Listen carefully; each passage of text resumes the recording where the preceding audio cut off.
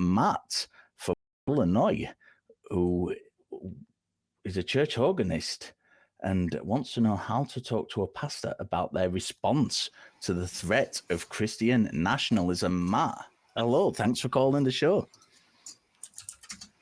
Hi, Richard. Nice to talk to you. Thank you. Hi.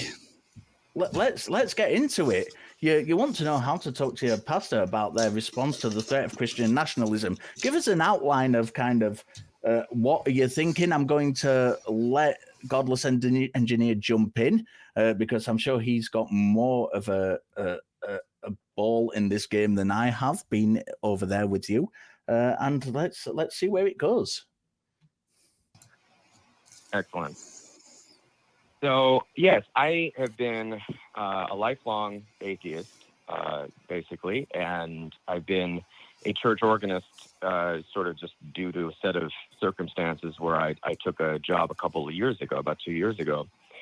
And I can tell you guys that I have been offsetting the sort of mixed feelings I have about doing the job to begin with by listening to Talk Heathen on my trips to and from work when I do that. So I've appreciated that, but I've just felt that lately, especially in the last couple of weeks, as I pay attention to sermons, I feel like there's just, and this is a Lutheran, ELCA Lutheran church, and they're very nice people. I really, really adore them. And it's more of a sort of a community thing than it is a hyper-religious organization. But in light of events of the last year or so, it just seems like this very, very nice pastor has to play this sort of, oh, there's good people on both sides type of an argument when world events are going on. And I think I've calmed down since a week ago, but you know, in these last couple of weeks, are just things I see in the sermons. Today was talking about apocalyptic preaching, and had a similar kind of bent to it of speaking like, hey, this is all a bunch of nonsense that some people think this, people have thought this for years, kind of debunking it. And then at the same time, using that as a springboard to then talk about how much God loves us. So that's kind of where I'm at. It's not the biggest emergency. I'm not going to quit tomorrow. I do like these people quite a bit, but at the same time, I feel like it weighs on me. I don't want to just ambush anybody out of nowhere if I were to have a conversation. Right. So are you specifically asking, like, how do you talk about like the Christian nationalist feel that you have without like causing some kind of like massive emotional reaction from anybody that you're talking to? Is that what you're asking? Yeah, or myself included. I don't want to just come out to people in this community and kind of put them in that position. I'm not that confrontational a person, but I kind of am concerned that if I broach the subject at all and kind of say, hey, listen, where would I start? Because I could easily start with just any number of things that really irk me about Christianity to begin with, that I don't accept. And I don't want to put anyone in a position where they feel like they need to legitimately convert me either. Right. I mean, it's kind of context dependent, like whatever's being talked about. Like if somebody's saying, oh, well, there's, good people on both sides or whatnot. And I'm like, typically how I address it is like, yeah, maybe that can be true, but I mean, the two sides that we're talking about here are like, one is, seeking to make sure that, everybody has equal treatment under the law. They're seeking to make sure that people are taken care of, when they can't necessarily do it for themselves, and alleviating a lot of the financial ills of the lower and middle class. And then the other side just wants to milk the working class and the lower class for all that they're worth. They're wanting to destroy the economy and all this other stuff. And that's even on top of all the social issues that this side has, and persecuting minorities and all this other stuff. So I mean, like, sure, maybe there's good people on both sides, but the topics that we're actually talking about here are not like a both sides kind of issue. Like it's a very clear decision between both sides. And I would think that if you're truly wanting to embody what most people think of as the Christian ethics, I guess, or the Christian way of life, I feel like you would want to err on the side of the non-conservatives. I mean, there are several different passages you could think of in the Gospels alone that portray Jesus as this woke person that doesn't care about like monetary value of things in their life, and they care. Jesus cares way more about providing, social safety nets for the lower and middle class people. While at the same time not like bucking your responsibilities to like pay your taxes and stuff. I feel like it's Christian nationalism at its heart seeks to twist what people have become to associate as the Christian narrative.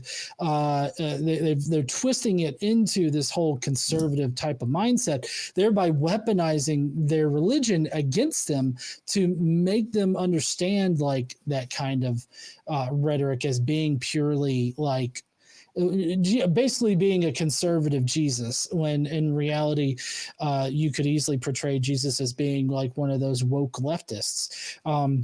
It's really kind of weird, and it's very contextually sensitive as far as like what you're wanting to talk about. So like, I don't know, maybe if you could give me like one or two more topics that you feel like you want to talk about with, people in your congregation or people in your life in general. And I can tell you how I might tackle it, but that would purely just be like how I would handle those conversations. Yeah, I think the thing that keeps coming back to me in my head when I envision this conversation happening is just that I would start a sentence with how do I reconcile, and then blank, and that that these are almost fantasy conversations that I have, because I guess, and this is the maybe the thing I'm realizing as we're talking is that it's there is a fear of sort of othering myself, and I feel like there's I'm the one who's very acutely aware that I see myself as sort of apart from a congregation, and I guess that makes me feel shy about asking any questions about theology, because I'm going to expose myself in some way too. So yeah. Well, okay, so. Oh, I'm sorry. You go ahead, Richard. I was just going to say that can be quite difficult a position to be in. I've been in the position where I've been a guest at mosques, at churches, Buddhist monasteries, and you have this. I host this show, and I've been doing this shit for decades and decades, and I have always this kind of urge to go out and challenge these people head on and like really grab them and shake them by the collar and say, let's have this conversation. You can't always do that. It's not always appropriate to do that. And I think if you're friends with these people, you take it, as John said, on an individual basis, how these conversations run. And I think making yourself available is a really good way to do that, to say, I don't necessarily agree with you on all this stuff. If you ever want to have that discussion, my door is open. Come to me, and, I'm more than happy to talk about that with you. I think one thing we should avoid doing, and, this is me speaking from experience in those kinds of situations, is putting yourself forward as kind of not necessarily aggressive, but as being pushy to try and say, well, why do you believe this? Why do you believe that? Let's talk about it. That's not necessarily the best way of going about having these conversations when you're doing it with your friends, you're doing it with your peers, you're doing it in an environment that you enjoy being in. You want to keep those relationships, open. I've just literally, I have I'm not making this up. I was just saying before the show to Kelly, who's a backup host and Godless engineer, I'm in a band. I'm in a jazz band, jazz, and the drummer in that band. I found out this week, too, Richard. Yeah, I found out this week that the drummer for that band is a very new band. We've only met a couple of times, and it transpires that the drummer actually trains priests to be priests. And we had a brief conversation about, just different aspects of things, nothing too heavy. Just saying, we were talking mostly about religious scholarship. And, that has opened a door now for any future conversations that guy wants to have. He knows I'm interested in the subject. He knows that if he raises it, I'm happy to talk about it. And where that goes in the future, we don't know. It will, what transpires will transpire from that. But the door is open, and I didn't approach him. I was just saying that I'd not learned. I'd been lazy. I'd not learned a couple of songs because I'd actually been writing a paper about religious scholarship, and I just said off the cuff, I've not learned this song because I've been writing this paper. And he said, "Oh, that's very interesting. My job is training priests." It was as simple as that. But it has opened the door for kind of future dialogue. And I think that's the way, for me, that's the way that's always been the best approach. Just be open, not force it on anyone. Let people understand that you are there and you are interested if they want to have those conversations. But don't jump down the throats, because inevitably, if you jump down someone's throat with it, they're going to back off and they're not going to want to talk to you, especially in that environment when you're there week after week and you're talking to them consistently. It can cause problems for really wider relationships as well. So I'd be very cautious about that.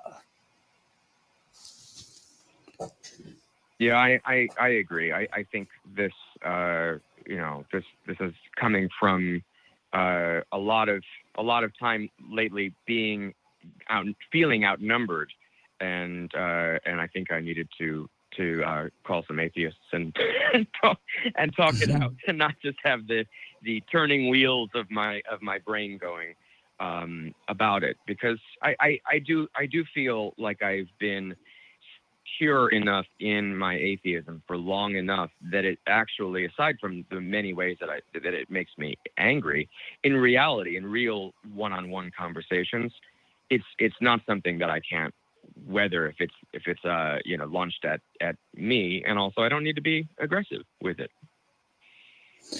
Yeah, I wouldn't suggest being aggressive with it, and I think that there's also the fact that when we started the show, I had to provide that sort of selling the Bible without lying about it, and I mean, I was genuine when I said that you could do like a DIY sort of ethics, foundation, using the Bible. You can literally justify any position that you want to using the Bible in various ways. So like if you wanted to ease into the conversation, like for instance, if somebody's talking about, being pro-choice or being life or whatnot, and you wanted to bring up scriptures in the Bible, there's actually more scriptures in the Bible that support life beginning at first breath rather than at conception.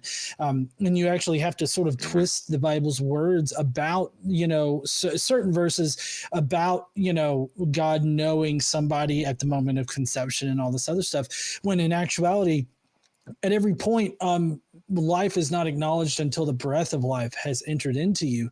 And that is something that's given by God. And so like you could go that route, talking about those particular topics. With the social safety nets topics, you could also go the route, using the Gospels and the social safety nets. You could talk about how, Jesus was there to provide for the lower and middle income families. And he regularly spoke against the richest 1% and, how they valued money and all this other stuff. You could bring up that whole camel through a camel through the eye of a needle sort of thing. There's that the diversity of genders that we understand now about human sexuality. There's this one verse, I believe it's maybe in Matthew 19 or something. It's in one of the Gospels where Jesus and his bros are compared to eunuchs, and Jesus speaks favorably about eunuchs, and like, you know, speaks favorably about abstinence and all this other stuff. And, you know, you could definitely use that as an argument for the LGBTQ plus community because of how eunuchs were treated at that time. They were, you know, well regarded at that point in time, and they were also not as gender binary. Like they didn't strictly adhere to a gender binary, and Jesus seemed to be pretty fine with them. So like for a lot of these social issues that you're talking about, you can definitely find scriptural verses that you can bring to the table and at least get them to think along the lines that they are willing to accept, as opposed to like directly coming out and challenging, like, why should we believe in this, you know, nearly 2,000-year-old book that, you know, has chattel slavery and sexual slavery and all these other different things that it endorses and has God endorsing, and that we shouldn't necessarily you know, take as good moral a good moral foundation to build upon. So I mean, like, there's definitely ways in which you can attack it without directly offending their sensibilities.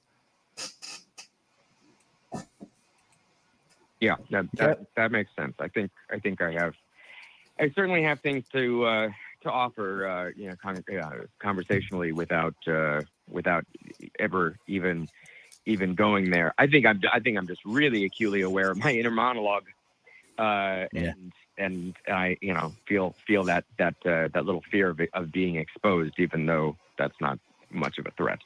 They're very good people. I mean, really. There's nothing wrong with having in a monologue. I defy anybody who listens to these calls. And I know this because I've done this before I was a host, and then I've been hosting these things forever. But before I was a host, I used to do this as well.